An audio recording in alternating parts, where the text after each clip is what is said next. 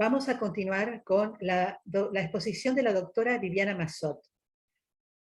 La doctora Viviana nos va a hablar de trauma post-aborto, programas de sanación.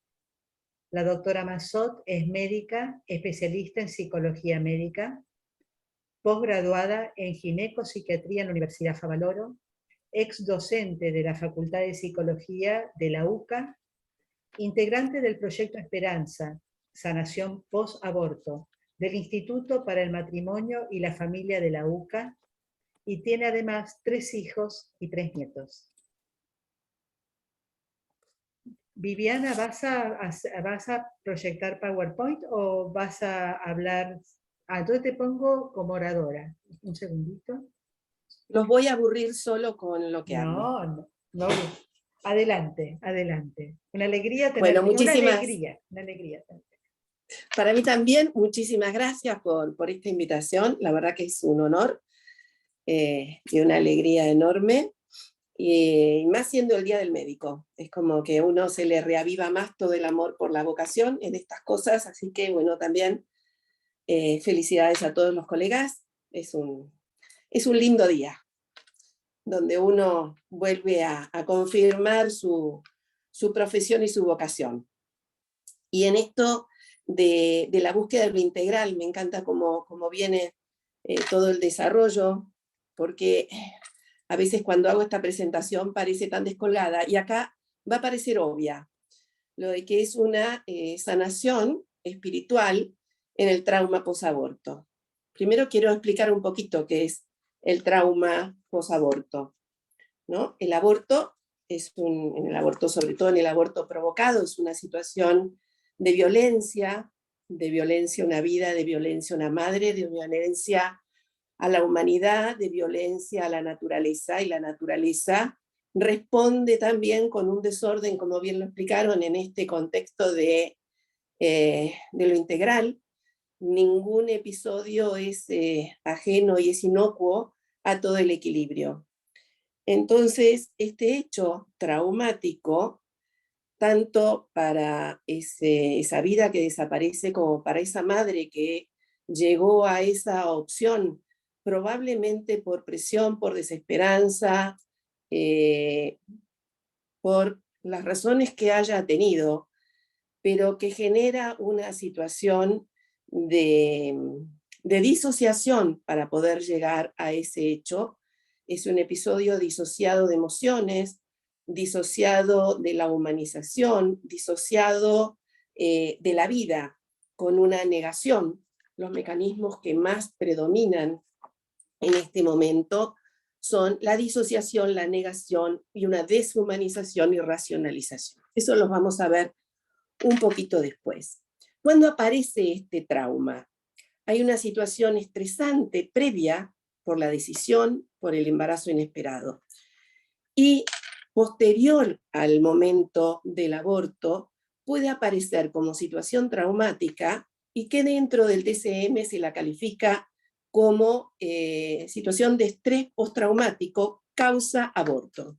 Hasta hace unos años se hablaba de síndrome posaborto, pero desde la legalización en cada vez más países y lo permisivo de los abortos provocados, entonces se lo quitó como síndrome, que no es propio como cuadro, como entidad clínica, sino que es solo una situación de estrés postraumático, que en algunos casos entonces esto es provocado por el aborto. Y tanto en este cuadro que aparece lo vemos en 2 momentos. En un momento inmediato, por la situación de estrés propia del hecho en sí, y muchas veces como un cuadro tardío. Aparecen síntomas después de un tiempo, 60, 90 días, 1 año, 5 años, 10 años. Esos son los de aparición tardía. Muy raro es la psicosis posaborto, como puede ser la psicosis puerperal, donde estadísticamente no es significativa, son pocos los casos que aparecen. Paradójicamente a lo que se pensaba con mayor utilización del aborto químico, que se pensaba que iba a ser menos traumático que el aborto quirúrgico, las consultas por el estrés inmediato han aumentado, por la hemorragia profusa que se produce y porque hay menos acompañamiento en el momento. El hecho del aborto quirúrgico, muchas veces con el tema de anestesia y el acompañamiento en la situación, generaba cierta contención en las mujeres que llegaban a esa situación.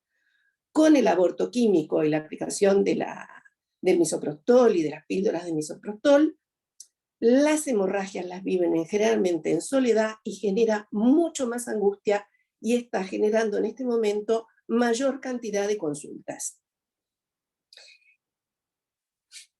¿Cuáles son los síntomas que vemos que aparecen? Bueno, esta angustia y ansiedad, cuadros de depresión. Hay un aumento significativo de la tendencia al suicidio. Hay un 54% mayor de riesgo de depresión. Algunos hablan de hasta un 90%, o sea, fuera de lo que es, o sea, en riesgo general de población general, de mayor cantidad de conductas suicidas, conductas de abuso, tanto de alcohol como de otras sustancias, está muy ligado al uso de marihuana en este momento. Hay mayor riesgo de trastornos mentales, de todo tipo de desequilibrio. Puede aparecer también como detonante a alguna patología que estaba latente y posaborto en un periodo cercano con un comienzo de algún tipo de trastorno en forma más aguda. ¿Qué es lo que genera este tipo de aparición de trauma? Lo que vemos es que hay un registro inmediato del embarazo, absolutamente biológico, porque se disparan desde el instante de la concepción todos los mecanismos hormonales para poder proteger ese huevo recientemente formado.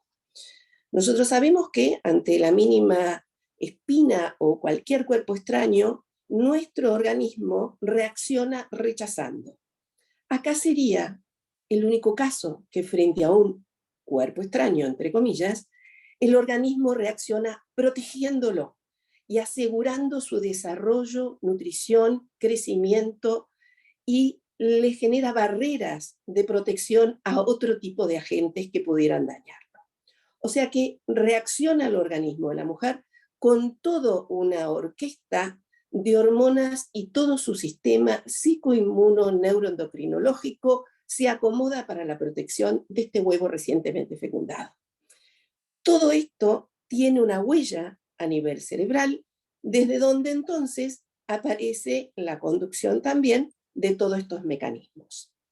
Interrumpida esta situación, o sea, cuando se termina este embarazo por el aborto, es un corte abrupto con todo este mecanismo, con todo este proceso de protección, y eso genera un desequilibrio a nivel hormonal y a nivel psicoinmunoneuroendocrinológico.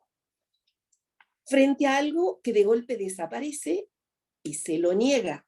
Acuérdense que habíamos hablado de estos mecanismos que se usaban de disociación, de negación y deshumanización. Al negarse esta situación, al negarse esta presencia, esta existencia, se genera un duelo de incógnito. Es un duelo negado, es un duelo no trabajado, es un duelo no aceptado, pero que internamente genera esa pérdida, esa sensación de duelo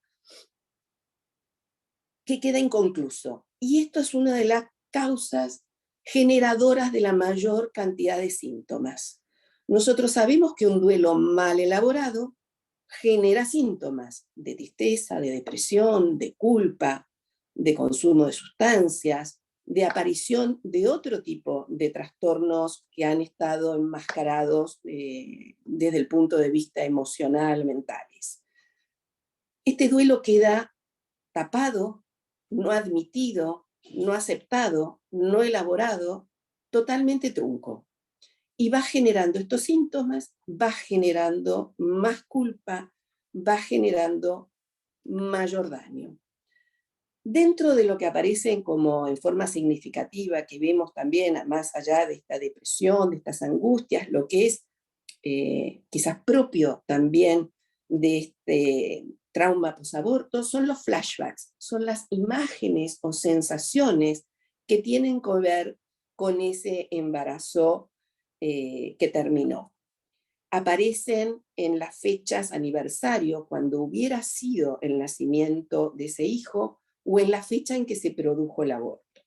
Aparecen pesadillas significativas, aparecen asociaciones con lo que tuvo que ver en la situación de alrededor del aborto. Muchos recuerdan olores, o músicas, o colores, o climas, o lugares donde fue realizado, o que tuvo que ver con el momento. Eso es lo que nosotros llamamos los conectores. Son las cosas que conectan con el momento del aborto. A veces es un ruido, un perfume especial, un color, o sea, tenemos diferentes relatos de las personas que han pasado por esa situación con estos conectores, que cuando le vuelven a aparecer, no sabe por qué siente una tremenda angustia.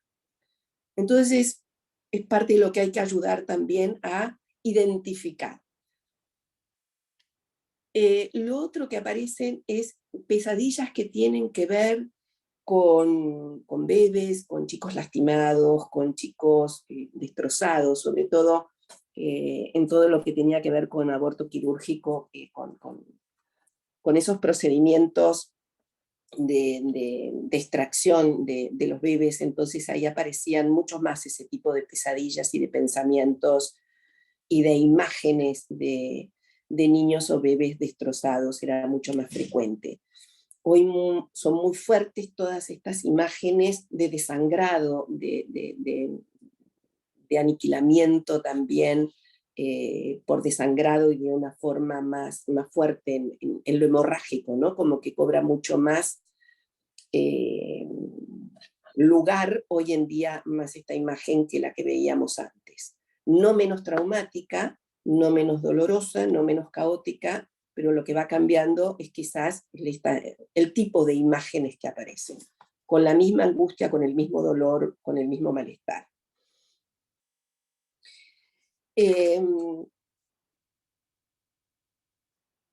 No son cuadros depresivos que reviertan fácilmente. Hay veces que llegan con historias de tratamientos repetidos y que los síntomas vuelven a aparecer y vuelven a aparecer este tipo de imágenes y de señales que habían aparecido en un primer momento, hasta que pueden llegar a identificar qué tiene que ver con el aborto. O sea, muchas veces hay un largo camino de consultas y de tratamientos totalmente disociado de la situación de aborto. ¿Qué es lo que trabajamos en este programa de Proyecto Esperanza? Proyecto Esperanza es un programa de sanación espiritual. No es una terapia, aunque tiene efecto psicoterapéutico. Yo digo que sus beneficios se extienden como mancha de aceite en lo que es la disminución de los síntomas y el bienestar y la calma de la persona que lo realiza, porque lo que trabaja primordialmente es la elaboración de ese duelo, de esa culpa, centrándose en el perdón hacia el hijo, en el perdón a sí misma y en el perdón a Dios. Con un proceso de reconocimiento del duelo, de la culpa, de los enojos, y una reparación y recuperación de ciertas herramientas para poder enfrentar esta situación y lograr una sanación. ¿Por qué hablamos sanación? Porque el centro está puesto en este foco de ese aspecto espiritual. Por eso decimos, no es una terapia. Los que realizan el acompañamiento del proyecto de sanación son agentes preparados, capacitados, tiene 9 etapas que se van trabajando, no quiere decir que sean 9 encuentros, a veces alguna de las etapas, sobre todo la del enojo, lleva varios encuentros, porque muchas veces todo este enojo y toda esta situación y este duelo tan tapado durante tanto tiempo, lleva tiempo el poder de alguna manera volverlo a la conciencia, aceptarlo, elaborarlo y poner las cosas en su lugar. Hay algunos ejercicios que ayudan. No necesariamente la persona tiene que ser creyente o tiene que ser religiosa. Y en esto ustedes saben, y como lo fueron explicando antes en las otras exposiciones, no necesariamente tiene que haber una religiosidad, sí conectarse con el aspecto espiritual de la persona y trabajarlo desde esa integración. Entonces, muchas veces se ha hecho esto con personas no religiosas, con mucho respeto en las creencias de cada uno, pero sí conectándose con el aspecto espiritual de cada uno y lo trascendente. Entonces, el foco es en esa sanación, en ese duelo, en ese trabajo del perdón, de reconciliación consigo misma por esta situación que generalmente genera mucha culpa. ¿Por qué? La mayoría de las mujeres que llegan a una situación de aborto, alrededor del 70%, dicen las estadísticas mundiales, lo hace en una situación de presión y no con una decisión de absoluta libertad. La mayoría dice que si hubiera tenido contención y apoyo en ese momento adecuado, no hubiera llegado a una situación de aborto. Generalmente hay arrepentimiento y muchas veces en lo que vemos que no hay aparición de síntomas es cuando está reforzado el mecanismo de negación y disociación. Con lo cual, también vemos que hay dificultad en otros vínculos emocionales, sociales y con el vínculo de sí misma, donde muchas veces hay como resentimiento o mucho enojo, muchas conductas de violencia, por eso este aumento en estas conductas de consumo de sustancias también. Entonces, Diana, muchos de lo que no vemos, quedan 4 minutos. 4 minutos. muchos de lo que no vemos como aparición de síntomas es porque, si indagamos un poquito más, vemos que estos mecanismos están reforzados. Hay otras personas que no tienen síntomas y que aparecen y nunca consultan y no hay síntomas. Nosotros trabajamos frente a la demanda de la aparición de estos síntomas con un éxito bastante marcado porque siempre son finales de procesos con mucho agradecimiento por haber podido vincularse con ese hijo muerto y revincularse con la vida, consigo misma y con el mundo de una manera diferente. Y en muchos casos con un vínculo con Dios de una manera distinta. Muchas gracias. Muchas gracias, muchas gracias. Gracias, Viviana, muchas gracias. Vamos a continuar escuchando al doctor Humberto Rossetti. Él nos va a hablar de meditaciones en evidencia, efecto psico-inmunoendocrino y genético.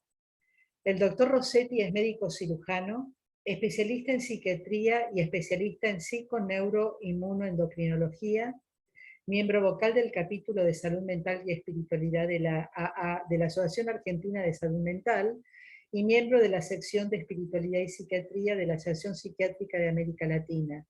Es docente del curso superior de Salud Mental y Espiritualidad de la Asociación América Argentina. Ha investigado empírica y científicamente desde 1987 los efectos de la relajación y la meditación, y es coautor del libro Psiquiatría, Psicología y Espiritualidad y del libro Salud Mental y Espiritualidad, aportando la temática relajación y meditación en la salud integral.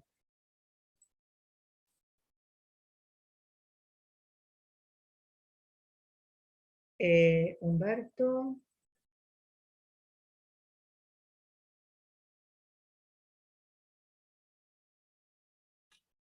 Humberto, ¿nos escuchás? Ahí te escucho, Raquel. Pero creo que Ahora la pantalla, no veo la pantalla. compartiste otra cosa, me parece. A ver.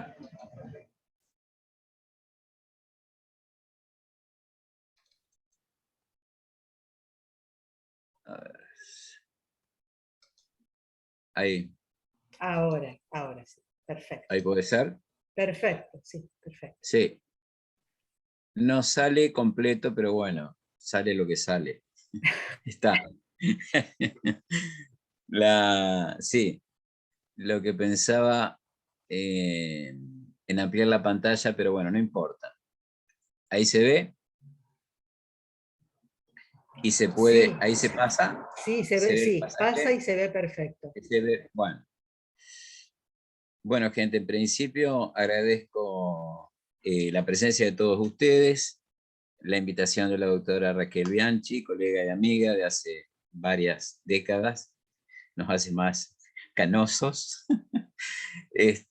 Bueno, en resumen, trataré en 20 minutos de tratar de aportar lo que pueda con todo esto. Igual yo la imagen después del PowerPoint se la puedo facilitar, no tengo problemas. En relación a la meditación y los efectos psicoinmunoneuroendocrinos y la parte genética que se empieza a incorporar también, ¿no? Es decir, ya estamos hace tiempo, quizás hablando de este tema de la espiritualidad, la meditación y ya los efectos a nivel genómicos, ¿sí? Y cómo está todo en definitiva interrelacionado. Es decir, lo de Oriente y de Occidente, que lo veíamos tan lejano, cada vez está prácticamente integrado, ¿no? En principio, ingresamos directamente con meditación, que justamente, y valga lo del día de hoy, tenemos que parte de una raíz proto-indoeuropea, la palabra meditación viene de medir, y justamente medicina también viene de la misma, del mismo origen, ¿sí? De la justa medida, en definitiva, habla, en eje, ¿sí? Uno podría definir básicamente la meditación o conceptuarla como una disciplina que mediante un proceso senso, perceptivo, emotivo, cognitivo-conductual, de diversas técnicas, lo van llevando uno a una justa medida o a una puesta de eje, por decirlo de otra manera, que deviene en un equilibrio interno, ¿sí? Ese sería básicamente a grosso modo. Hay varios conceptos de meditación, por ahí el que fui durante años más o menos tratando de integrar me pareció, no sé, bastante adecuado por ahí el concepto por varios aspectos. El desarrollo después, en función de todo esto de la meditación y los efectos. Por un lado, voy a dar los registros por diagnóstico por imágenes, lo biomolecular, los efectos neuropsicológicos de meditación basada en experiencia como en evidencia, ¿no es cierto? Esto obviamente fue agregando, vamos a decir, constancia y evidencia, valga la redundancia en el tiempo, ya a partir del 2000 en adelante con más contundencia, a pesar de que los registros van a, saben ustedes algunos ya que parte del año 55 con los primeros estudios de electroencefalograma en los grandes meditadores, ¿no? El segundo punto sería neuropsicomeditación, el tercero los efectos de la meditación, específicamente en lo que estábamos hablando del sistema psicoinmunoneuroendocrino y genético que les mencionaba, la práctica en sí misma y la conclusión, o las conclusiones. Los registros, que a lo que me estaba refiriendo anteriormente, bueno, del electroencefalograma, ustedes calculen que pasamos de 6 sensores en el cerebro en el año 55 a 256 sensores en el cerebro después del 2000 en adelante, prácticamente. Por supuesto que esto ya está a nivel, lo interesante del avance en este aspecto de lo tecnológico con lo biológico, cómo está prácticamente integrado a la fecha y cómo sigue, por supuesto, avanzando. Después el segundo aspecto es el de la tomografía por emisión de fotón único, el SPECT, desde el año 80, 90 en adelante, también se ve distintas imágenes que a veces lo pueden googlear o habrán visto seguramente en video, como en los estados de relajación y de meditación van haciendo distinto giro en el momento que la persona está en un proceso meditativo. Lo mismo pasa, pero con otras características, que también más o menos parte del 2000 a la fecha, con lo que es la resonancia nuclear magnética funcional, que también lo deben seguramente haber escuchado, y esto le da también otra credibilidad al tema de la meditación y las zonas que se encienden como las zonas que se van apagando en lo funcional en la parte meditativa, ¿sí? Después tenemos algo fijo, pero que se hacen corroboraciones en semanas o en meses de lo que es la resonancia nuclear magnética en HD, o sea, en alta definición. Eso del 2005 más o menos en adelante, lo que se ven ahí son los fenómenos de neuroplasticidad, o sea, el incremento de lo que es la sustancia gris, que antes era para nosotros inexistente, obviamente, era como el tema neuronal, X cantidad de millones de neuronas, con eso, al menos nosotros cuando terminamos medicina, después las neuronas se morían y no se generaba más, no había más replicación neuronal y con eso terminaba todo. Bueno, ahora sabemos que el crecimiento neuronal, hay núcleos todavía que existen y que pueden estar hasta el momento final de nuestra existencia, ¿no? Eso en lo que es materia gris, y en lo que es materia blanca, la parte de axones mielinizados, es la imagen por tensor de difusión.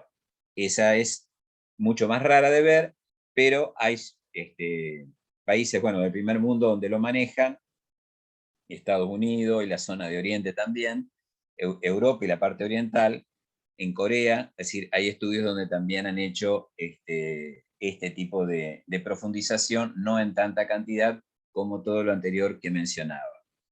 Los efectos a grandes rasgos, después yo no tengo problemas, como les decía en un inicio, de compartir, de ir intercambiando, de lo que ustedes puedan también aportarme, de hecho, todo esto que voy mencionando, están los centros específicamente activados, como les mencionaba a nivel de tecnología, desde la imagen funcional, del resonador funcional, a la imagen en la computadora en vivo y en directo, ¿sí?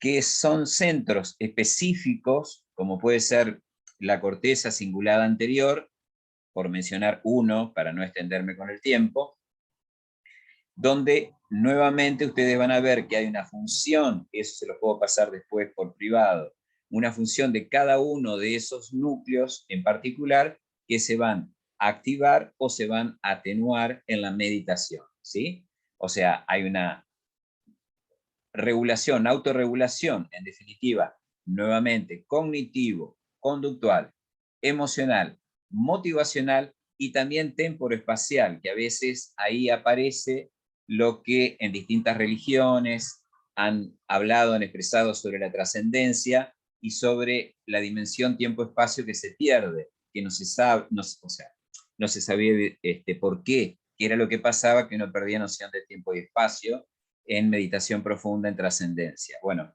hoy en día esto tiene una explicación desde la parte más científica, vamos a decir, ¿sí? Sería lo que uno podría llamar, si quieren, neuropsicomeditación. Después ya yendo al aspecto más específico de lo que es la parte del título del trabajo que había recién mencionado, o sea, lo psicoinmuno, neuroendocrino y genético, primero partimos desde lo neurofisiológico para entender un poco más todo esto, sobre todo, bueno, los que no están en el tema de medicina, lo que es sistema simpático y parasimpático. El simpático tiene una acción que es estimulante, por llamarlo de alguna manera, ¿sí? Aumenta la frecuencia cardíaca, aumenta la frecuencia respiratoria. La relajación es una actividad más bien parasimpática, es decir, almacena y conserva energías, ¿sí? El parasimpático. Lo que hace es reordenar, integrar a nivel psicoinmunoneuroendocrino, o si ustedes quieren resumirlo, a nivel psicosomático o bien mente-cuerpo. Con estas cosas obviamente nos fuimos encontrando con sorpresas en el tiempo, ya que nosotros teníamos focalizado el tema neuronal solamente a nivel cerebral y periférico, ¿no es cierto? Pero nos encontramos con un segundo cerebro, después en la parte intestinal, todo el tubo digestivo y también en la parte cardiovascular. Es decir que está todo nuevamente, volvemos a la integración, nuevamente volvemos a la unicidad, ¿sí? Y el efecto de la meditación en todo esto. Ahora, yendo más al punto de psicoinmunoneuroendocrino, en resumen, en definitiva, siendo más quizás, no sé, molecular, por decirlo de alguna manera, más fino, hilando más fino el tema, en resumen tenemos del sistema nervioso tanto central y autónomo, lo que les decía, hay una regulación, hay un estado de paz y de calma, en estado de, paradojalmente alerta, porque uno está atento en presente, momento a momento de lo que está haciendo. Esa es la función justamente en gran medida de la meditación, ¿sí? Más yendo hacia la rama de lo que es mindfulness o la escuela vipassana o la escuela zen, o desde el lamaísmo mismo, desde la parte del lamaísmo tibetano. En definitiva, es la fortaleza en la concentración presente, ¿sí?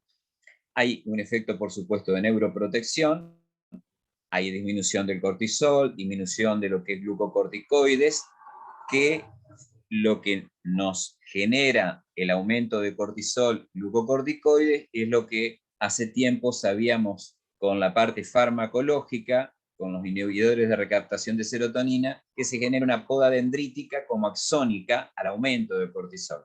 Y en este caso, en lo que es meditación, hace un efecto similar a lo que son, por decir de algún modo, los antidepresivos de más de última generación.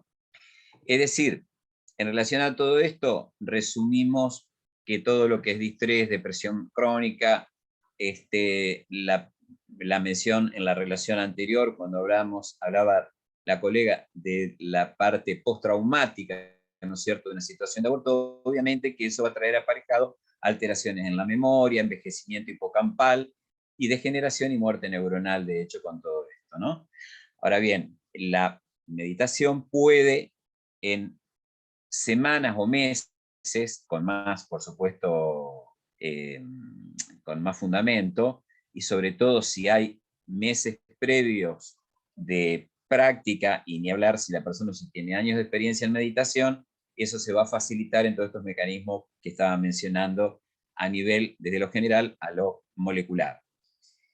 El sistema respiratorio, siguiendo por los distintos órganos, tanto respiratorio como cardiovascular, obviamente lo que les mencionaba de lo parasimpático, hay una disminución del ritmo, de la frecuencia respiratoria, ¿sí? Y de la tensión arterial. Desde el metabolismo tenemos un efecto similar en el descenso de que lo que es coeficiente metabólico, consumo de oxígeno, lo que es gas carbónico, y el tema del ácido láctico, que ustedes bien saben en distintas patologías, como en el caso de tensiones, ansiedad generalizada y sobre todo en crisis de pánico, si se mide, el ácido láctico está aumentado. En la relajación disminuyen todos estos valores, ¿sí? Lo que es relajación, meditación. Por supuesto que todo esto que les estaba mencionando, con constancia, cotidiana, 5 minutos, 10 minutos, 15 minutos, ahora más adelante me voy a frenar en ese tema de la meditación en sí misma, de la práctica, esencialmente. ¿Qué más en el sistema inmune, endocrino y en piel? Bueno, podemos medir hace tiempo cortisol en saliva, en plasma, hay una disminución, hay disminución de citoquinas inflamatorias, esto por supuesto que genera de nuevo mecanismos en todo el organismo de protección y de neuroprotección en general, ¿sí? Actúan como, por decir resumidamente, como si fuera un antiinflamatorio natural. Después lo mismo que también habrán escuchado sobre endorfinas y oxitocina, el aumentar mediante la meditación que no solamente me refiero a la meditación que anteriormente hacía mención, de lo que uno, bueno, más ha investigado o indagado, sino esto, por supuesto, que a nivel de oraciones en distintas religiones, sea del cristianismo, el judaísmo, etcétera, también hay estudios hechos, quizás un poco en menor cantidad, pero están estudios hechos, sobre todo en el caso del cristianismo, tengo idea en Quebec, en el Canadá, que hay bastantes estudios sobre esta temática muy similar a la que les estoy comentando desde la otra área. ¿Sí? Después también lo que han visto en estudios es que pacientes con CA de mama, o sea, cáncer de mama y de próstata, se muestra también una eficacia biológica en el tiempo al tiempo en relación lo que mencionaba anteriormente con la meditación disciplinada, día a día, así sean 10 minutos de mañana y 10 minutos de tarde, que no es mucho y es muchísimo. O sea, es poco, si se quiere, pero a su vez es mucho para el organismo en sí mismo. En lo que es piel hay una reducción en general de lo que es sudoración, aumento de la respuesta galvánica, aumenta la resistencia de la piel, por lo tanto, estados de ansiedad, de depresión, donde se debilita la resistencia de la piel, ¿sí? Esto va a generar, en el caso de meditación, una cobertura, por llamarlo de alguna manera, que va a proteger, ¿sí? Después, pasando a lo que algunos llamarían el lugar del paraíso, del infierno, acá nosotros viviendo en la tierra, ¿no? Estamos hablando ya de lo que es el circuito de recompensa, ¿sí? Esto, en la medida que la meditación se trabaje más, se discipline, se active, las oraciones sean mayor continuidad, el estado, por supuesto, es de mayor paz, y se hace, si se quiere, como un circuito adictivo positivo, como si fuese un ejercicio. En el ejercicio uno le pregunta a un paciente que ha dejado, sobre todo en pandemia, ha dejado de hacer ejercicio, se siente mal. Se siente mal porque obviamente no se siente en el movimiento positivo adictivo. Acá tenemos lo adictivo negativo también, que es todo un tema, haciendo todo lo contrario, ¿no? Llevándolo para temas de adicciones patológicas. Ahora bien, vamos a la parte genómica, de fondo, en esencia. ¿Qué pasa con los cromosomas y qué pasa con, sobre todo, los telómeros? Los telómeros son la parte final, terminal de un cromosoma, ¿sí? Eso es importantísimo porque tiene que ver con la parte de lo que es envejecimiento, lo que es cardiovascular, se está estudiando también con el tema de Alzheimer, en los procesos tumorales, y a mayor meditación puede haber justamente frenos en este sentido o prevención en relación a este aspecto que le estaba mencionando de los telómeros a nivel de cromosomas, ¿sí? Después lo podemos ampliar como temática para el que esté interesado en material que tengo por ahí archivado. La meditación práctica. Humberto, ¿sí? quedan 4 minutos. Perfecto. La meditación práctica en sí misma, bueno, el cómo, el dónde, el cuándo y el cuánto. Respiración nasal, ustedes saben desde el yoga o desde otras disciplinas, nasal abdominal, respiración nasal, solo nasal. La postura puede ser clásicas, de las que ustedes conocen, puede ser sentado, en semiloto, el loto por supuesto que es mucho más complejo, más difícil, pero bueno, la postura puede ser incluso también informal, en la medida que uno esté concentrado en presente de qué es lo que está haciendo, ¿sí? Ahí la conciencia como tercer punto importante de lo que es respiración, postura y conciencia, ¿qué hacemos con los pensamientos, con las emociones, las imágenes? Dejamos que fluya, dejamos que pase, dejamos que cesen. Ese sería un poco la actitud sobre la meditación en sí misma, ¿sí? Uno a veces hace la analogía en relación a que uno es una montaña y los pensamientos, las imágenes son nubes. Anteriormente, como les mencionaba, diariamente, sí o sí, es el mayor efecto que van a tener o que vamos a tener, y en la medida que más tiempo, por supuesto, exista. pero está muy estudiado, muy evidenciado en varios trabajos, que 10 minutos de mañana y 10 minutos de noche cotidianamente producen cambios en cuestión a veces de pocos meses o un mes, 8 semanas, suelen mencionar, a nivel incluso de la estructura cerebral de lo que es sustancia gris. Otra cosa importante es que, en definitiva, lo que hacemos con todo esto, resumiéndolo, en meditación, es bajar unos cuantos cambios, ¿sí? Entonces, en situaciones que tengamos de miedo, de ira, momentos de depresión, ansiedad anticipatoria, ir hacia la respiración como foco de anclaje, respiro, inspiro aire fresco, expiro aire tibio, esa simpleza que puede resultar la respiración nasal, solo nasal, es suficiente para frenar un ataque de pánico. En la medida que uno esté concentrado en presente, no existe miedo. En la medida que uno esté en presente absoluto, eterno, no hay estado desde ese lugar. Finalizando, le dejo después el pasaje de Philip Kapleau, pero no me van a dar los tiempos, creo. ¿En cuánto me queda, Raquel? 2 minutos, 1, nada. Te quedan, no, quedan 2 minutos, adelante. Bueno, quizás esto, me parece importante lo de Kapleau mencionárselo. Ya falleció, por supuesto, un monje zen que escribió, se lo sugiero, los tres pilares del zen en el 66. Es casi un texto bíblico del zen. Él resume en pocas frases algo que me pareció excelente siempre.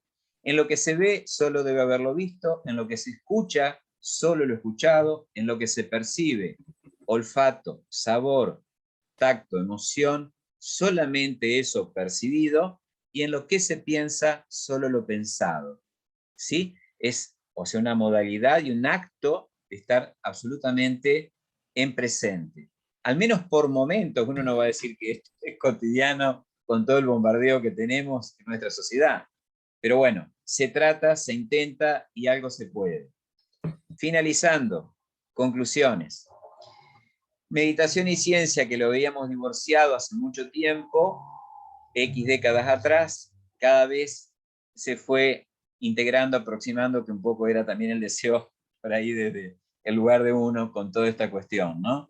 De integrar Oriente-Occidente, ciencia, conciencia, espiritualidad, y ahí tenemos un punto, por mencionar la parte occidental, con la neurociencia, el sistema psicoinmunoneuroendocrino, lo genético, la biotecnología, los diagnósticos que ustedes vieron de última generación, registros y análisis funcionales, imágenes, y lo biomolecular, como ya entrábamos en lo genómico, algo totalmente, a mi criterio, casi de otro planeta en este momento, ¿no? Los trabajos moleculares que están haciendo. Esa sería, por supuesto, una medicina basada en la evidencia, aunque esto nunca termina, como todo, y en la integración con lo oriental, meditaciones contemplativas, ya siglos antes de Cristo, obviamente, y después el pasaje que se hace alrededor de 1980 con el mindfulness, ya, bueno, ultra conocido por varias personas, al menos desde la lectura, o algunos desde la práctica y otros desde el nombre en sí mismo, desde 1980 aproximadamente en adelante, por Jon Kabat-Zinn, que es quien introduce esta temática con otros colaboradores, por supuesto, en Massachusetts, en Occidente. Y la meditación, por sobre todas las cosas que a veces uno insiste, es con nosotros mismos el tema acá. No solo el tema del paciente que desea, más allá de que si está en una oración determinada, insistir que cada persona profundice su propia práctica espiritual, que es fundamental, sea desde la religión que sea, o de la parte espiritualidad que sea, Sí, o sea sin sea, por decir, ateos, pero que tengan en ese sentido algo concreto, en función de que la meditación es fundamental, primero que nada para nosotros mismos, sino quién nos cuida al que cuida, a nosotros mismos, ¿no? Esto es un poco la idea, y quería cerrar básicamente con esto. Gracias, Gente, gracias Raquel, gracias colega, amigos. Estamos en contacto cuando quieran. Muchas gracias. Muchas gracias, Humberto. Muchísimas gracias. Fue súper claro.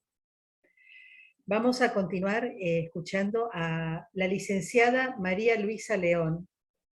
María Luisa León nos va a hablar de ciencia y espiritualidad. ¿Es posible encontrar un camino de unidad? La licenciada León es licenciada en química y en farmacéutica. Y como farmacéutica se ha especializado en preparados vibracionales y técnicas energéticas para la salud. Actualmente preside la ONG Clara de Asís, Mano con Mano, que impulsa actividades para la sanación espiritual, la solidaridad y el conocimiento interior. Bueno, ¿ya puedo compartir? Sí, adelante María Luisa, adelante. Bueno, muchas gracias. Y vamos.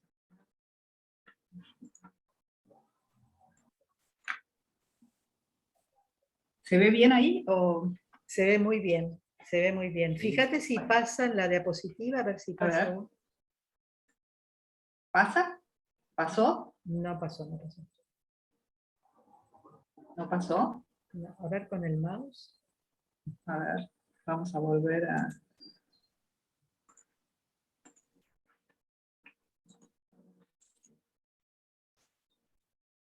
¿Pasó? Ahí pasó, perfecto, ahora sí. Bueno, muy bien.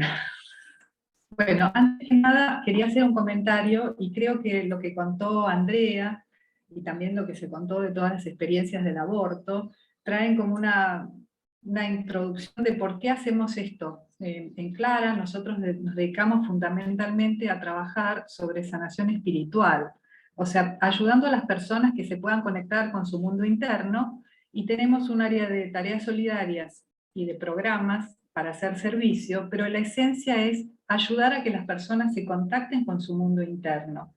Y nos hemos encontrado que en aquellas personas que no hay un concepto de espiritualidad, hay mucha resistencia para poder entrar en esa faceta humana que es fundamental para atravesar sobre todo procesos de complicaciones de salud. Entonces, como a mí siempre me interesó la física, fui buscando maneras de poder integrar conceptos científicos con conceptos espirituales, porque muchas veces las personas que no tienen esta idea espiritual tienen una gran devoción por la ciencia. Entonces, si la ciencia abre una puerta, es más fácil el ingreso para el mundo espiritual. Entonces, todo este material no era solo para hacer, porque yo no soy una experta, no soy física, entiendo el lenguaje y lo puedo poner en palabras que podamos comprender todos, pero la idea es poder ayudar a las personas a entrar en su mundo interno y tener vivencias. Entonces, vamos a revisar algunos conceptos cuánticos de nuestra realidad, como los conceptos de energía y materia, algunas leyes físicas y metafísicas, todo el proceso de evolución en el que estamos inmersos como humanidad, y en el momento particular que estamos viviendo, que es una gran transición, como también ya lo abordaron especialmente Patricia. Y para terminar respondiéndonos si podemos, por lo menos, plantear un camino de encuentro entre estas dos miradas, que es la ciencia y la espiritualidad. Empezamos con un poco de historia, tomo las palabras de Raquel de sus clases de psicología ontológica, que la ciencia, como nosotros la entendemos hoy, no tiene más de 400 años. Si hablamos de física, Newton, con su famosa manzana, que todos conocen la historia, hace 400 años estipuló unas leyes que, como lo dice allí, describían un universo muy confiable, donde los objetos físicos estaban separados unos de otros, y seguían leyes de tiempo y espacio muy precisas. O sea que yo tenía una materia sólida que la podía ubicar en el espacio y en el tiempo. Y estaban separados. Estaba todo perfectamente, había certeza, no había ninguna incertidumbre. Sin embargo, había algunas cosas que no encajaban de todo en esto. Se consideraba, por ejemplo, que la luz era una onda, pero empezaron a aparecer, sobre todo a finales en el siglo XIX, sobre finales y principios del XX, algunos o experimentos científicos que mostraban, si consideramos que esta es la luz que se proyecta como una onda, en ciertas circunstancias se comportaba como una partícula. Empezó entonces a hablarse de la dualidad onda-partícula, que algunas veces algo podía ser una onda y algunas veces podía ser una partícula. Entonces había alguna inconsistencia y algunos temas que la física no podía tratar adecuadamente, y los abordaba la metafísica, que era considerada como una pseudociencia y no era muy bien vista. Y esto nos lleva, también había otras magnitudes que surgieron en este momento a finales del siglo XIX, principios del XX, se empezó a tener más tecnología para estudiar el magnetismo, la electricidad, se empezó a desarrollar toda la teoría atómica, entonces se empezó a entender que más allá de que nosotros veíamos una materia sólida, había partículas dentro de esta materia que eran las que condicionaban después los eventos y el comportamiento de esta materia sólida. Y entonces se empezó a pasar a una física que posteriormente se llamó física cuántica. En ese momento había muchas discusiones entre los mismos físicos, pero conceptualmente pasamos de una realidad dual, binaria, donde yo podía ubicar todo con certeza, a una realidad cuántica. Pero si vamos a entender qué es lo cuántico, yo pensé, bueno, qué mejor que ir al diccionario de la Real Academia Española para ver qué nos dice sobre lo que es la física cuántica, lo que es lo cuántico. Entonces dice que lo cuántico es lo perteneciente o relativo a los cuantos de energía, o sea, la física, la mecánica o la teoría cuántica. Entonces aquí nos está hablando ya de energía. Entonces pasamos de una realidad material a una realidad energética, que era continua, no estaba muchas veces separada tan precisamente como lo veía la física clásica o newtoniana. Todo este movimiento de pensamiento que empezó a mirar atrás de la materia, de la forma, no solo se dio en la física, también se dio en la psiquiatría, donde se empezó a hablar del inconsciente, se dio en la medicina, donde se empezaron a hablar de las bacterias y de los virus. Entonces se empezó a tener una comprensión que ese mundo que veíamos como sólido, por eso me gusta esta imagen, tenía otras partículas adentro, que eran las que realmente producían después los eventos. Vamos a ver entonces qué es lo que nos plantea la física cuántica, que fue tan, en ese momento, convulsionante para los mismos físicos. Introduce el concepto de probabilidad. Decíamos entonces, si nosotros tenemos un dado que tiene 6 caras, cuando tiramos el dado tenemos una probabilidad de 1 en 6 de que salga, por ejemplo, el número 5. Entonces salimos de esta certeza y pasamos a la incertidumbre. Y de allí surge esa famosa frase de Einstein, que ustedes a lo mejor la han visto, que él decía, Dios no tira los dados. Einstein estaba muy en contra de esta teoría porque era totalmente, rompía con todo lo que la física planteaba como certero y como claro hasta ese momento. No podía ser que simplemente existiera la probabilidad. Dios no podía comportarse de esa manera para la visión de ese momento. Incluso un científico que fue el que desarrolló toda la teoría del átomo, y que también fue un gran físico cuántico, él planteaba, cualquiera que no esté choqueado con la teoría cuántica no la ha entendido. Entonces realmente nos traía algo tan distinto, pero ¿qué era lo que planteaba la física cuántica? Que nosotros acá no vamos a poner en ninguna ecuación, solamente un concepto. Lo que nos plantea la física cuántica, que nada de lo material es real. Y acá tenemos un punto de encuentro con lo que son las tradiciones místicas, con la espiritualidad, sobre todo las orientales, que hablan de que todo es ilusión, se habla del Maya. Entonces, esto ya está probado por la física cuántica, nada es real. ¿Por qué? Porque no podemos decir nada de las cosas a las que no estamos observando. O sea, la realidad que se crea a partir de la mirada del observador. Y gracias a la física cuántica es que ha avanzado muchísimo la ciencia, las telecomunicaciones, la fibra óptica, las centrales atómicas, la química moderna, todos los estudios de ADN, todos los estudios del genoma, lamentablemente también siempre lo menciono, ¿no? Las bombas atómicas, todo esto surge de esta concepción que introduce la probabilidad y que introduce que en realidad todo es energía, incluso la materia.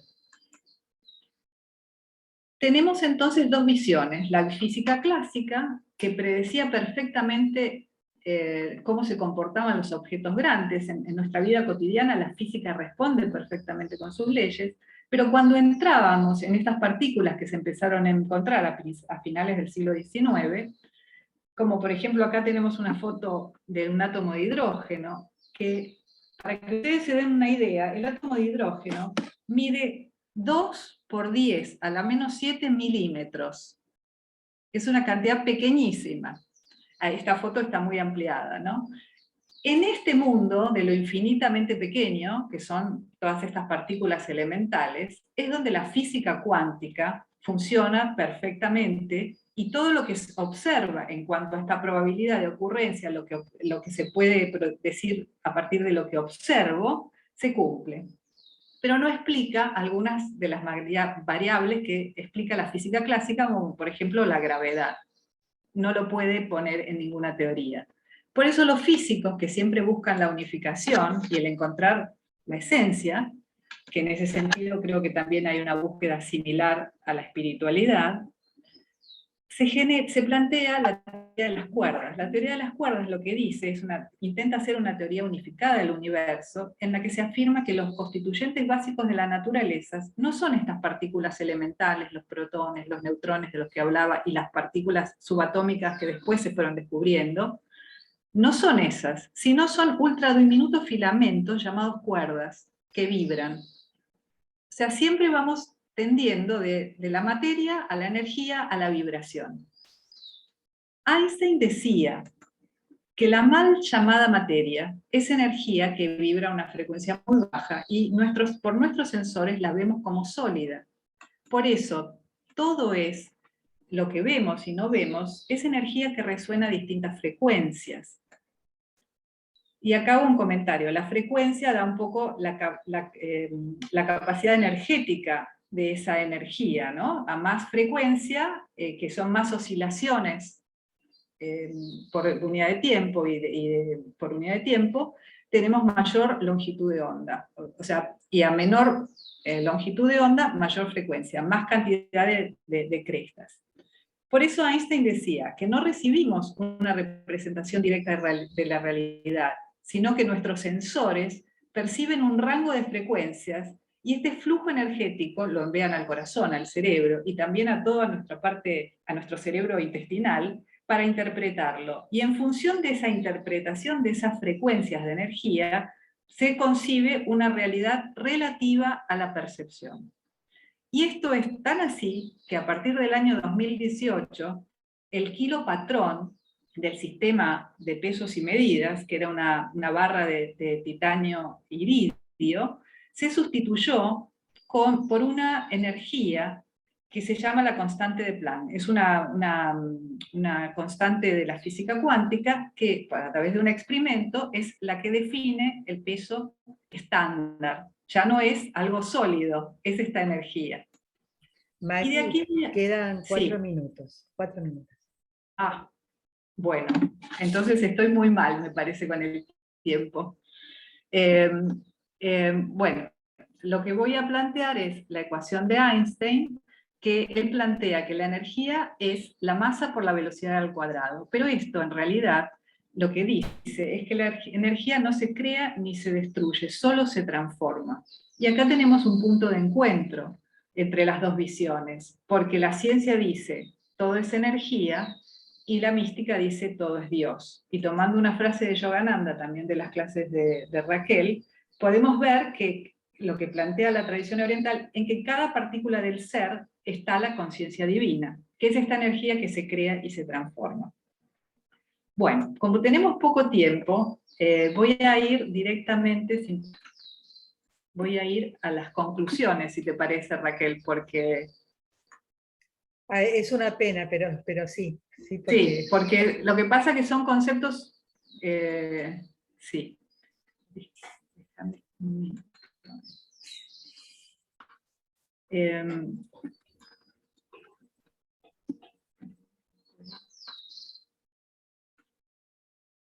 Disculpen, que quiero tratar de poner las conclusiones. si lo logro.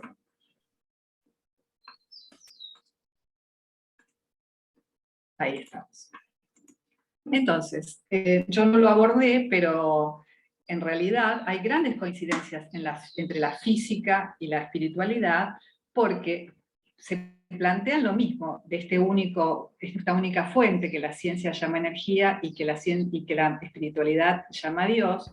El origen, a través del Big Bang, también hay una coincidencia con la espiritualidad, que la realidad material es aparente, y es producto de la observación, que somos seres de luz y que estamos en un proceso de transformación en aumentar nuestra frecuencia energética, y que lo oculto en el mundo de las causas se estudia a través del mundo material y concreto.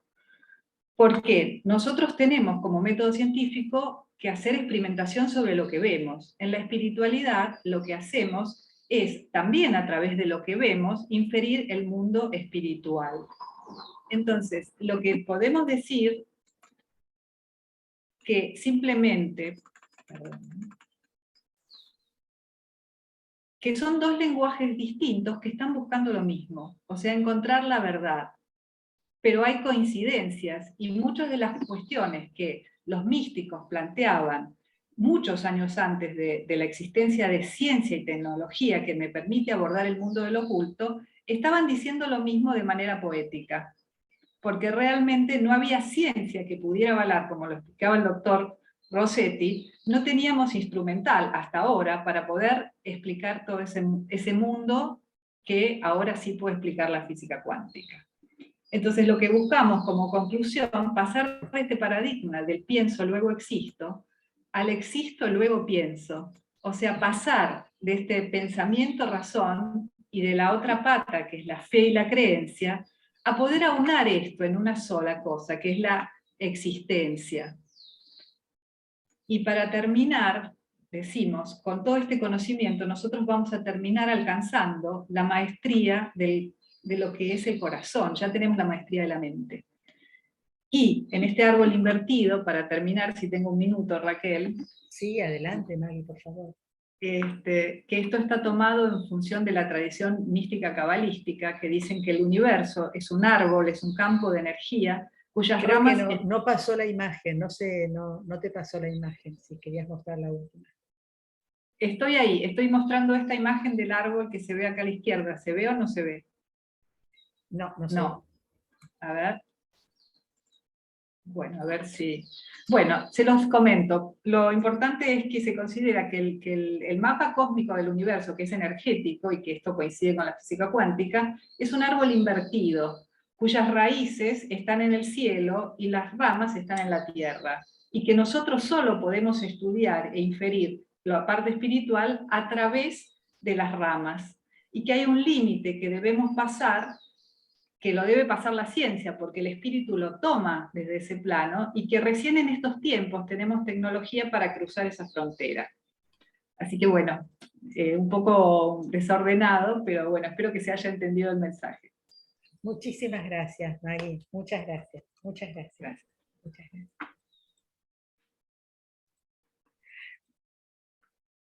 Vamos a escuchar ahora la última ponencia, que es la del doctor Cristian Grisafi. El doctor Grisafi va a hablar de psiquiatría integrativa, del modelo ontológico integrativo. El doctor Cristian es médico psiquiatra, magíster en salud mental comunitaria, docente de la RISAM, que es la Residencia Interdisciplinaria en Salud Mental de la Colonia Nacional Dr. Montes de Oca. Es ex jefe de servicio de atención ambulatoria en salud mental de la Colonia Nacional Montes de Oca y es ex jefe de servicio de rehabilitación del Hospital Dr. Domingo Cabret del Open Door de Luján. Adelante, Cristian. Bueno, no sé si se ve ahí la imagen. Todavía no. ¿Compartiste pantalla? Ahí. ¿Ahí se ve? Todavía no.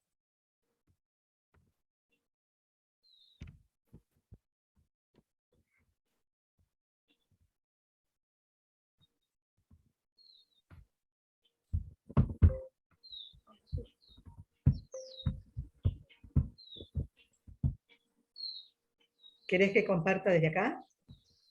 A ver, ya. Espérame, a ver.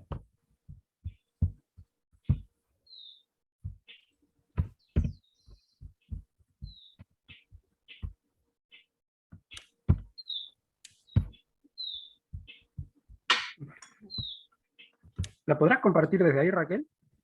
Sí, estoy abriendo tu PowerPoint. Ahora un segundito y ya lo comparto.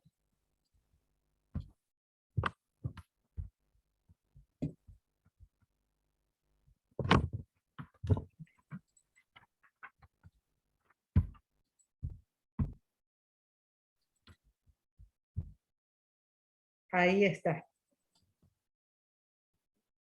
Bueno, Me decís cuando te la ¿ahí se paso, escucha? ¿de acuerdo? Sí. Yo te voy diciendo que Perfecto. vayamos pasando, ¿te parece? Bueno, buenas tardes a todos, muchas gracias por estar acá, gracias Raquel. Y bueno, la idea sería hoy poder presentar esta propuesta que es la psiquiatría integrativa, que plantea avanzar hacia una nueva epistemología en lo que es la construcción disciplinar en psiquiatría, desde una concepción integradora de la naturaleza humana. La siguiente, por favor. Bueno, la psiquiatría integrativa se va a basar en un modelo, que es el modelo ontológico integrativo, que vamos a presentar de una manera bastante sintetizada, más que nada por una cuestión de tiempo. Este modelo... ¿Pasó, Raquel? ¿Raquel pasó? ¿Esta está bien o no? Vos la tenés que ver. Este modelo, ¿sí? Sí. Sí. No, a ver, Este no, creo que modelo... no. No, este modelo, ahí está. Ahí está. Este modelo conformará su marco epistémico partiendo de conceptos y fundamentos tomados del campo de la filosofía, fundamentalmente la fenomenología, la ontología, el existencialismo y la hermenéutica, conceptos tomados del paradigma de la complejidad, el modelo sistémico y el paradigma integrativo en salud, y fundamentos tomados de las grandes tradiciones de sabiduría. ¿Pasamos otra? Ahí pasé, ahí pasé. Gracias. De este modo, se propone una construcción epistemológica disciplinar que sea más amplia e inclusiva y que sea capaz de adoptar un enfoque de la psicopatología clínica y las diversas necesidades humanas que tome en cuenta las diferentes dimensiones, niveles de realidad o planos del ser y que a la vez considere la integración de los mismos desde una visión de totalidad y de unidad antropológica del ser humano. Vamos a conseguir acá nuestra unidad antropológica fundamentalmente desde nuestra naturaleza originaria. Entonces, esta concepción multidimensional, que va a estar fundada ontológicamente, nos ofrece una visión más compleja que incluye la vida empírica, pero que a la vez nos abre a la trascendencia. La siguiente.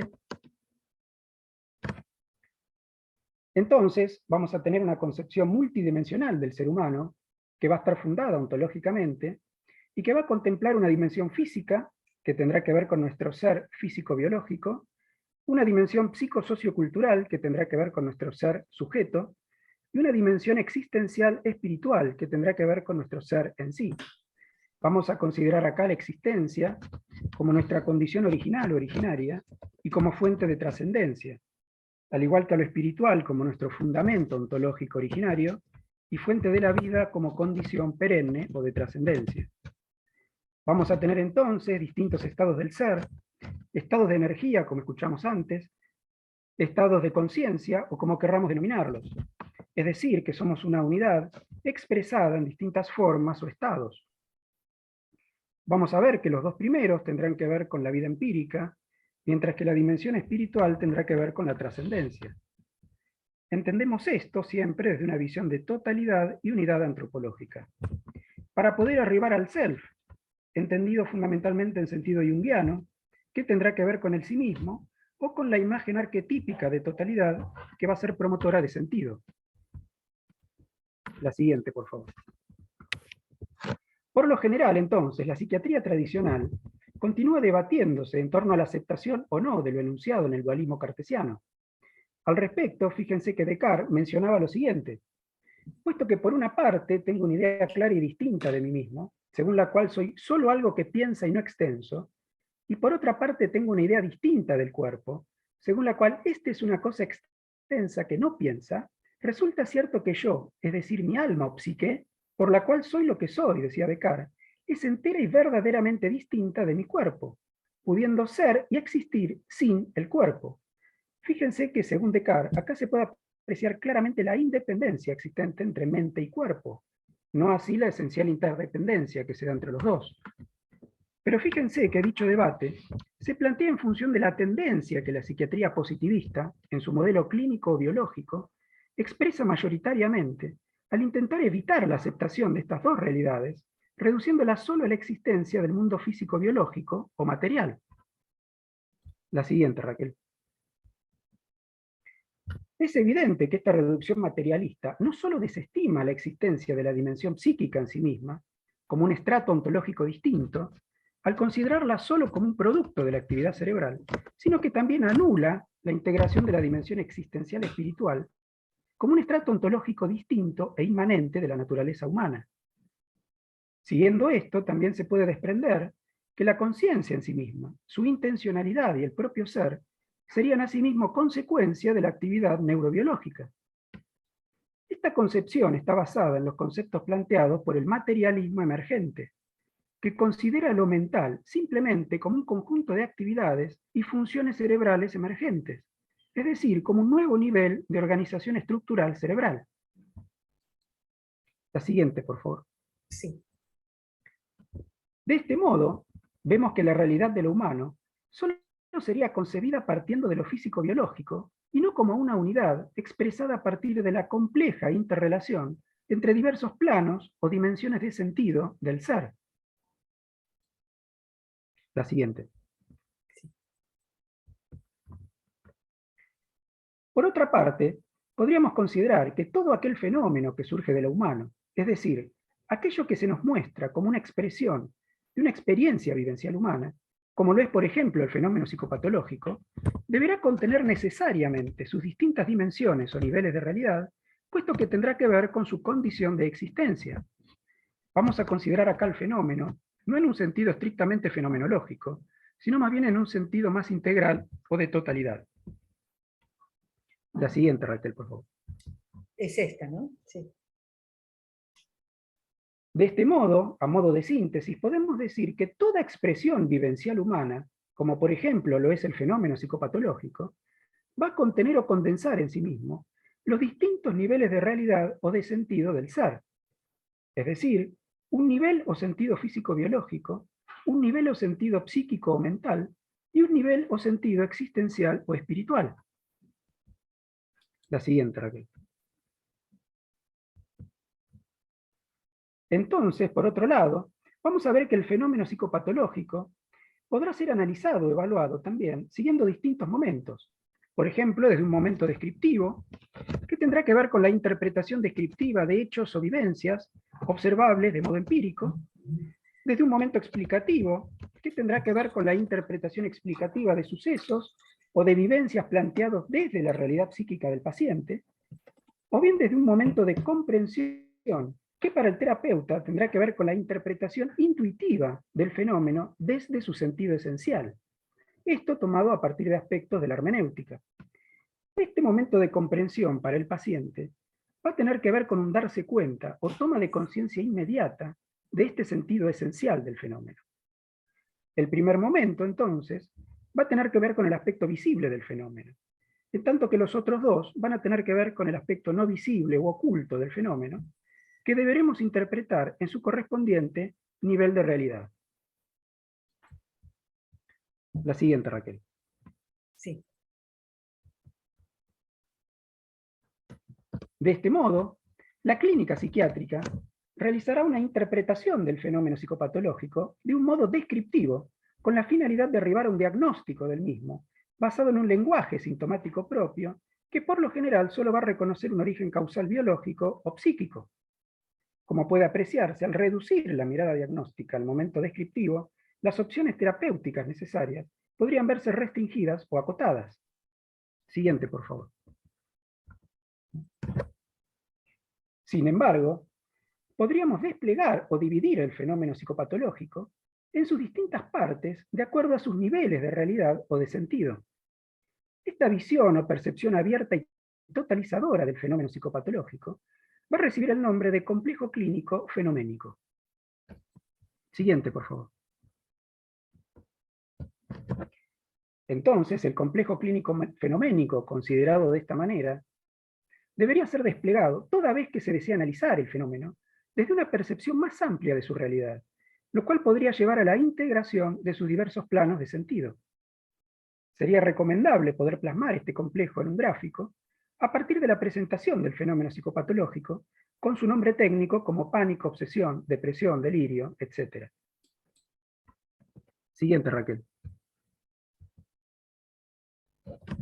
De esta manera, el complejo clínico fenoménico, que no es más que el fenómeno psicopatológico desplegado en sus distintos niveles de realidad o de sentido, nos mostrará un nivel físico-biológico que tendrá que ver con su sentido biológico, un nivel mental o psicosociocultural que tendrá que ver con su sentido psíquico, y un nivel existencial o espiritual que tendrá que ver con su sentido esencial, lo cual para el paciente tendrá que ver con un darse cuenta de este sentido, y para el terapeuta con la interpretación intuitiva de este sentido. Esto nos permitirá realizar entonces un análisis complejo para poder arribar a una visión integrativa o de totalidad de este fenómeno. Siguiente, por favor. Bueno, nos podríamos preguntar, por ejemplo, la siguiente pregunta: ¿cuál de los siguientes enunciados considera válido en relación a la esquizofrenia? ¿Se tratará de un trastorno biológico de base cerebral con repercusión en la esfera psicosocial del individuo, condicionado por factores socioambientales, o bien de un trastorno psicosocial que compromete profundamente la personalidad, o bien de una modalidad diferente de percibir la realidad y de reaccionar frente a ella, en función de un estar en el mundo de un modo distinto, como parte del espectro de la diversidad en la expresión de la naturaleza humana? Entonces, fíjense que cualquiera de los tres enunciados podría ser válido. Ahora bien, si tomamos alguno de ellos en forma individual o reducida, podríamos perder de vista a los otros. En cambio, si adoptamos una visión de totalidad, lo más probable es que podamos arribar a una mirada más integrada de la realidad. Cristian, quedan 4 minutos. Gracias, Raquel. La siguiente, por favor. Existirá asimismo un origen causal del fenómeno psicopatológico, cuya interpretación será de suma importancia, ya que nos va a mostrar cuál va a ser el nivel o plano de realidad en que tendrá lugar la formación del mismo, para poder orientar prioritariamente nuestra estrategia terapéutica, sin equivocar el plano de abordaje y arriesgarnos a un posible fracaso del problema a tratar. Siguiente, por favor. Asimismo, podremos dirigir opciones terapéuticas hacia los otros planos o dimensiones en que podrían darse las formas de expresión o manifestación sintomática del fenómeno. Siguiente, Raquel. De este modo, vemos que el fenómeno psicopatológico va a presentar un origen causal, que será formal o cognoscible, que nos va a mostrar el nivel o plano de formación del fenómeno, al cual deberemos dirigir nuestra estrategia terapéutica principal, mientras que la expresión o manifestación sintomática del fenómeno podrá darse en este nivel o también en otros, con lo cual también tendremos que evaluar opciones terapéuticas en estos otros niveles. Siguiente, por favor. Algunos ejemplos. Por ejemplo, un episodio maníaco con síntomas psicóticos, como fenómeno psicopatológico, se nos muestra en el complejo clínico fenoménico para su análisis, con sus dimensiones o niveles de realidad. El paciente no presenta otras enfermedades médicas o consumo de sustancias como causales del cuadro. Aquí el origen causal se va a ubicar en el plano físico-biológico y la expresión sintomática predominante lo va a hacer en el nivel psíquico. De esta manera, la principal respuesta terapéutica se va a orientar al plano biológico, donde será su origen causal, fundamentalmente a través del abordaje psicofarmacológico. Luego, una vez estabilizado el cuadro, se podrá utilizar la psicoterapia en el plano psíquico como estrategia de abordaje complementaria. Siguiente, por favor. En este caso vamos a tener los emergentes espirituales, como las crisis psicoespirituales o transpersonales, como las crisis chamánicas, el despertar kundalini, la conciencia unitiva, entre otros, cuyo origen causal se ubicará en el nivel existencial espiritual y su expresión sintomática en el plano psíquico, como por ejemplo un estado alterado de conciencia. En este caso, la estrategia terapéutica, en caso de corresponder, deberá orientarse al nivel existencial espiritual, donde se dará su origen causal, como modo de acompañamiento de ser a ser, mediado a través de la comprensión del fenómeno psicoespiritual. Estos conceptos también nos abren preguntas en torno a la psicofarmacología, ya que resultaría pertinente poder plantearse cuándo y cómo medicar el fenómeno psicopatológico. Este debería ser medicado solo a partir de su construcción diagnóstica, o debería tenerse en cuenta otros factores más allá de la misma, como el nivel de sufrimiento o padecimiento psíquico resultante. Es decir, se medicará en caso de necesidad a la persona sufriente o bien al fenómeno en sí mismo. Siguiente, por favor. Entonces, la visión de totalidad que emergerá del complejo clínico fenoménico permitirá al psiquiatra poder avanzar en un análisis más amplio del fenómeno, además de lo descriptivo, que contemple sus otros niveles de realidad. En todo caso, también va a resultar importante determinar el origen causal del fenómeno, al igual que sus distintas formas de expresión sintomática, al momento de evaluar adecuadamente las estrategias terapéuticas.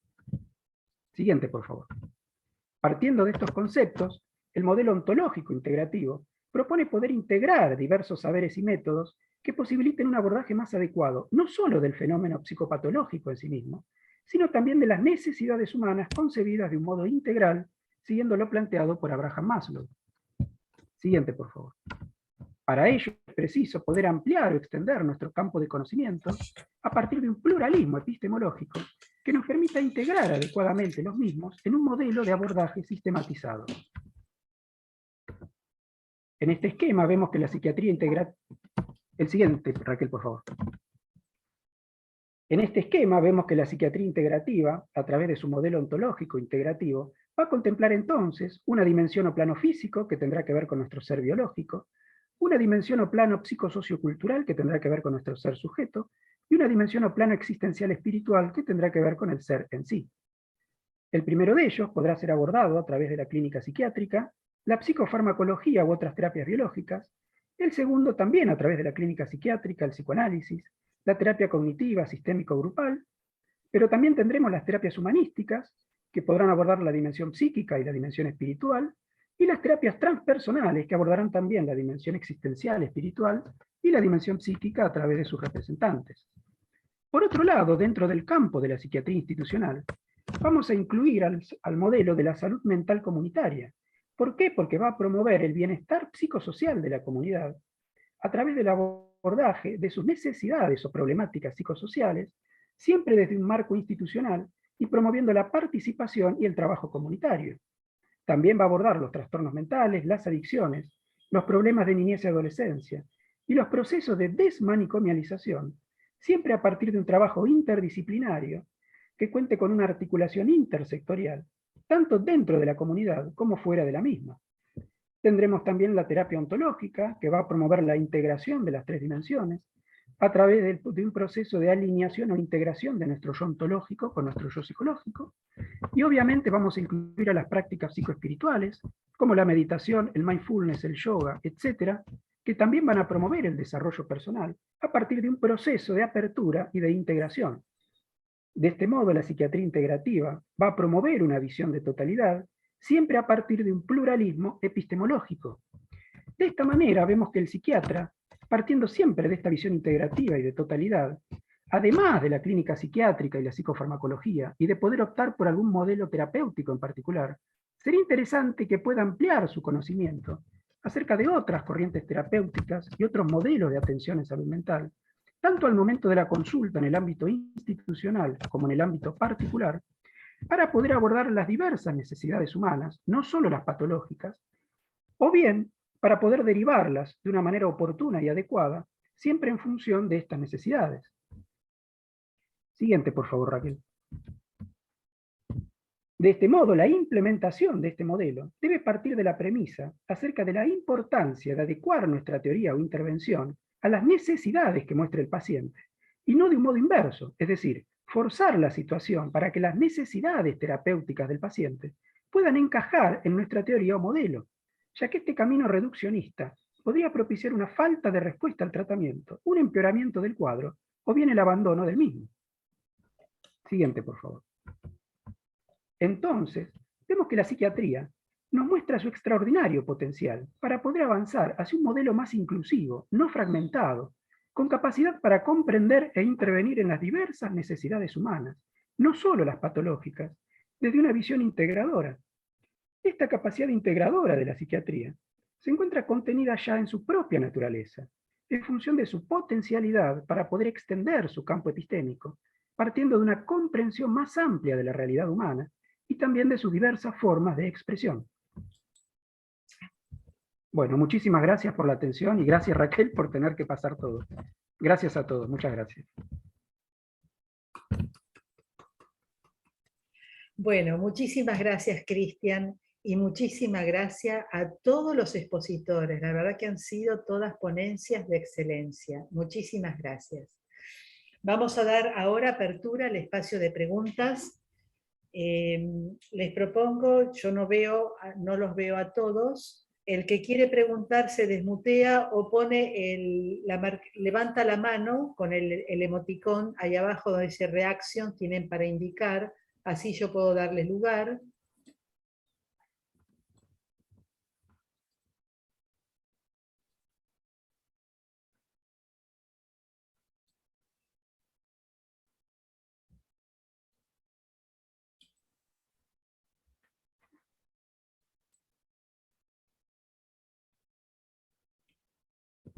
Ok.